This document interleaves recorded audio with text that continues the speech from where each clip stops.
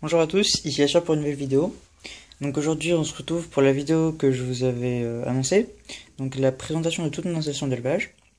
Alors cette vidéo va se dérouler en trois parties, car je possède un meuble, donc ce que je suis en train de filmer ici, avec trois de mes colonies et la majorité de mon matériel.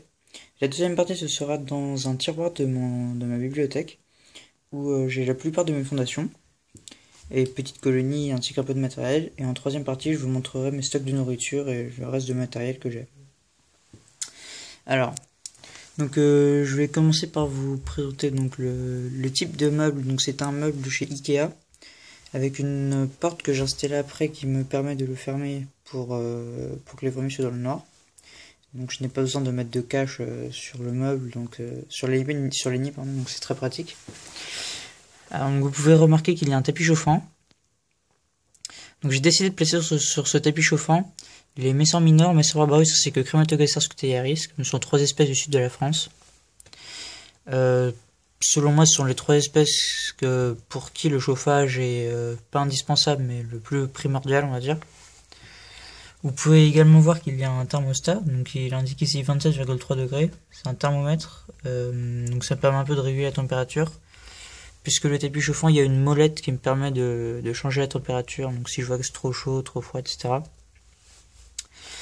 Alors, à propos des Messors minors, il y a une petite nouveauté, c'est que j'ai relié un tube à essai avec réserve d'eau, donc au nid, ce qui permet d'avoir, donc vous voyez qu'il n'est pas chauffé, ce qui me permet d'avoir une sorte de gradient de chaleur. Donc dans la journée, parfois, elles viennent faire leur pain de fourmis ici, puisqu'elles ont besoin d'un peu moins de chaleur, j'ai remarqué. Et elles viennent également s'abreuver sur le coton. Parfois, la reine vient ici pour pondre, ce que j'ai remarqué. Là, on voit rien du tout. Enfin, il y a plus qu'une fourmi, mais par exemple, ce matin, il y en avait beaucoup. Et en revanche, dans le nid, là, vous allez pouvoir le voir, il y a une centaine de nymphes. Enfin, non, évidemment, il y a de la buée, mais vous voyez en dessous, tous les trucs marrons, c'est des nymphes. Il y a une centaine de nymphes, donc là, ça se développe très bien. Ensuite, les Crématogaster, là, on a une nouveauté également. Je les ai passées en nid. Elles sont 49. Vous pouvez apercevoir quelques larves par-ci par-là, ainsi qu'une petite grappe d'œufs. Je leur ai mis un abreuvoir de nourriture. Et les Messors barbarus, il y a 2 fourmis qui sont nées. Donc je vous invite à comparer avec la dernière vidéo. Mais je suis vraiment très très content parce que vous allez le voir. Il y a une fourmi notamment qui est née ce matin. Là, vous voyez? Non, si, peut-être. Bon, en tout cas, on voit la lune avec un couvain très important. C'est le principal. Donc la première ouvrière a mis 2 mois à arriver, mais finalement, je l'excuse vu qu'il reste encore 6 nymphes et une quinzaine de larves.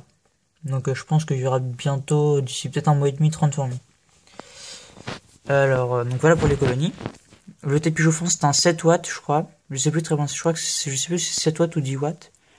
Ça doit être marqué quelque part. Ouais, mais j'ai pas envie de déplacer tout le nid. Alors ensuite, pour information, l'instrument avec lequel je filme mes fourmis, c'est une loupe avec un grossissement x20 que voici. J'ai acheté sur internet. Elle est très pratique parce qu'elle peut se déplier un peu comme ça. Il y a même une lampe en dessous pour filmer. Bon, là, il n'y a plus de pile, mais donc je vais vous montrer par exemple sur les Messors.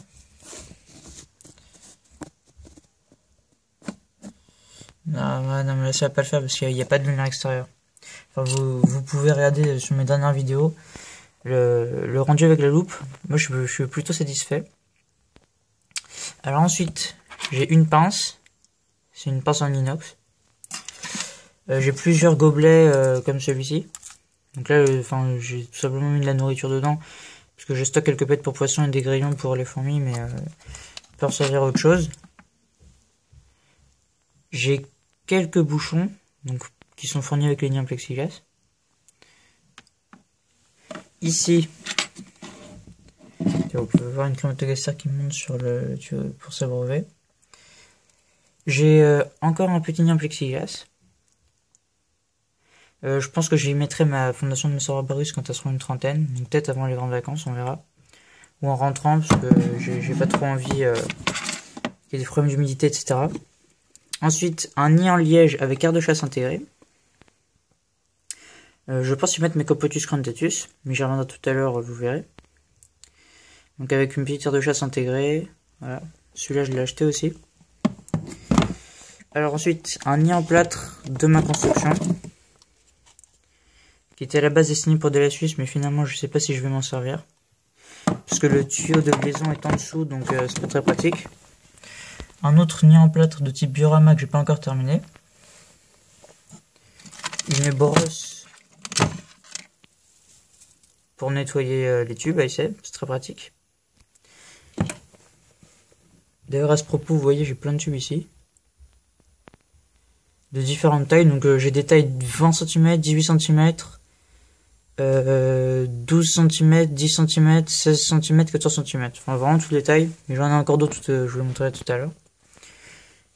Ici j'ai une seringue qui me sert à humidifier les nids. Donc, par exemple, là par exemple, je vais vous montrer, à mettre de l'eau pour les messeurs.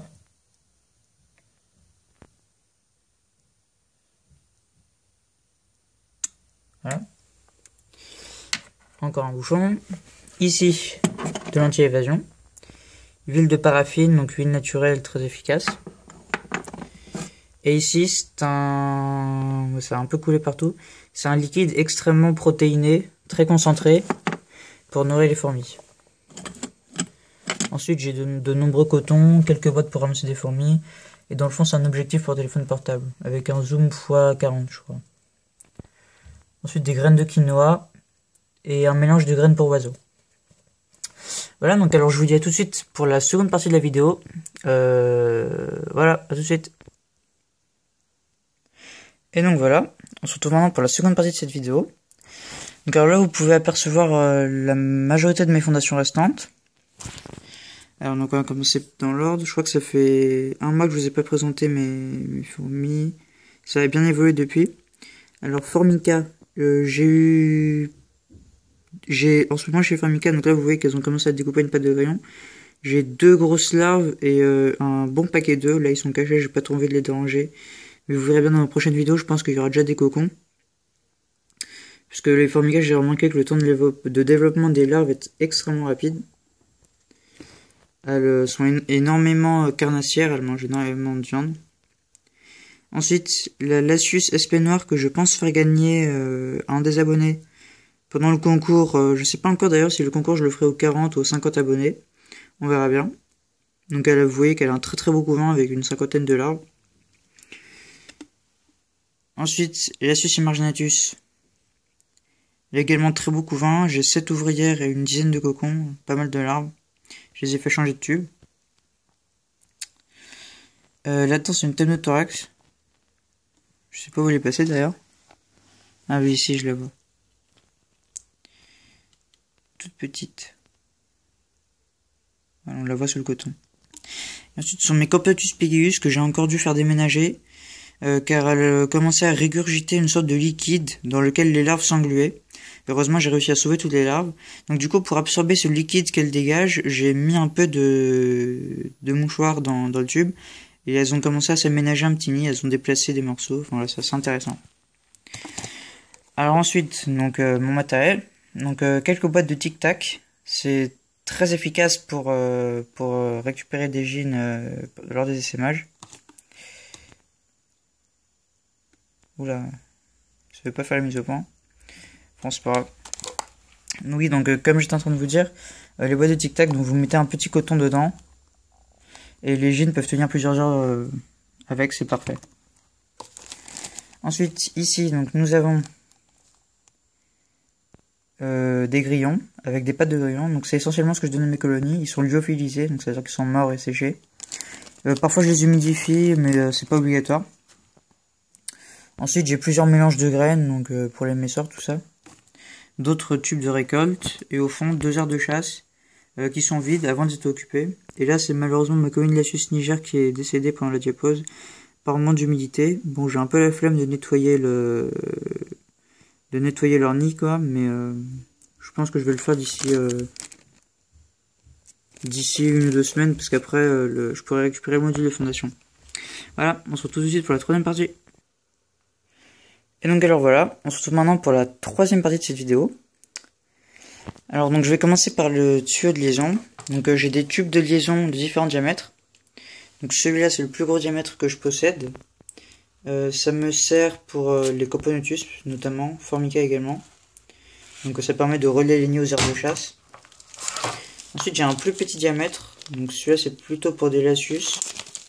C'est de la marque Dial, donc vous pouvez trouver ça au rayon jardinage dans les magasins comme Leroy Merlin ou Castorama.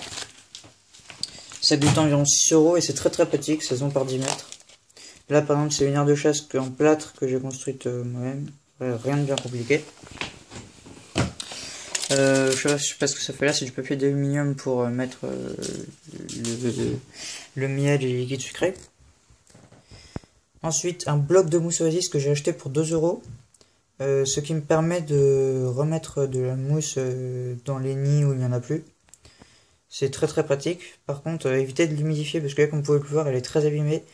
C'est parce qu'en fait, je l'avais humidifié et résultat, il y a énormément, enfin, il y a eu des moisissures et tout ça. Du coup, j'ai dû un peu désinfecter. Enfin, c'est pas un rendu très propre, mais la mousse est parfaitement fonctionnelle, donc tout va bien. Voilà. Et pour finir, donc alors encore plein de tubes. Je dois avoir encore une vingtaine de tubes. Ça me servira cet été pour les essaimages. Et là, il nous reste donc une aire de chasse, donc de 20 cm sur 15 cm si je me rappelle bien.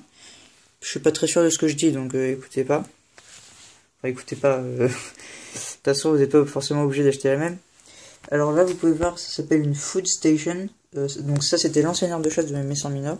Vous pouvez voir dans la vidéo d'il y a 2 mois. Donc il y a 2 abreuvoirs et 4 ou 5 mangeoires. Donc une grosse mangeoire rectangulaire, 2 petites rondes et 4 petites également. C'est très pratique pour nourrir quand on a des grosses colonies. Là j'ai encore une mangeoire dont je ne me sers pas encore. C'est pour quand mes colonies grandiront. Un abreuvoir. Ça c'est l'abreuvoir que j'ai pris hier et un autre abreuvoir. Et ce que je trouve très pratique avec cette aire de chasse, c'est qu'on peut totalement la fermer. Regarde, je vais vous montrer. On peut la fermer. Il y a un petit grillage très fin. Donc ce qui permet, par exemple, si vous avez une espèce comme Phédole pallidula, de fermer entièrement l'aire de chasse.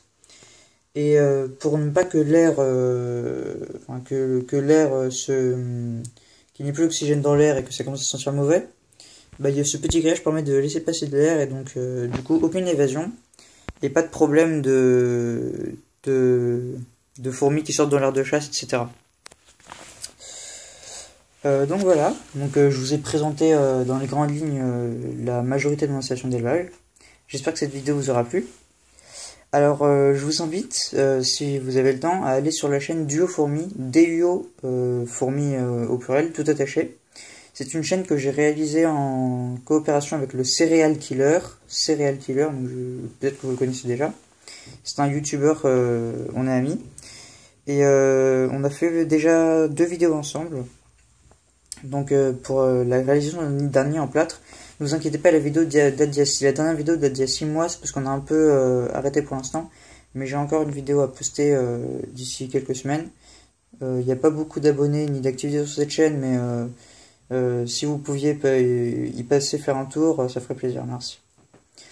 Donc je crois que c'est tout ce que j'avais à vous dire. Également le concours Lasius Niger, pour gagner la Gilles Lasius Niger vers les 40 ou 50 abonnés. Il y a encore de quoi venir, mais là on est déjà à 25, donc ça fait vraiment plaisir de voir qu'il y a une petite communauté qui se forme.